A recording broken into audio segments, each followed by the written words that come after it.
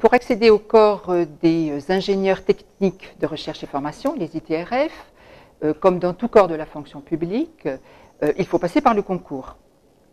C'est une des caractéristiques des fonctionnaires que d'accéder donc au statut de la fonction publique, que d'être admis à un concours. Alors, les concours des ITRF sont un petit peu spécifiques puisque leur statut et surtout leurs fonctions sont très spécifiques.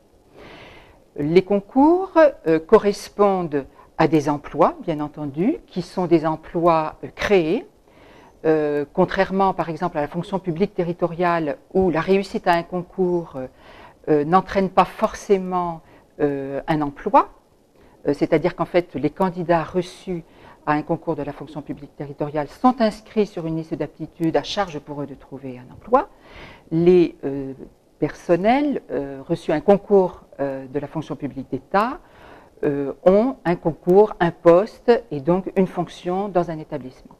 Alors les concours sont organisés selon plusieurs critères, c'est-à-dire selon le critère bien sûr de l'activité qui sera exercée, c'est-à-dire selon des profils bien définis, et bien entendu selon des catégories que l'on retrouve dans toute la fonction publique, les 3 catégories A, B et C.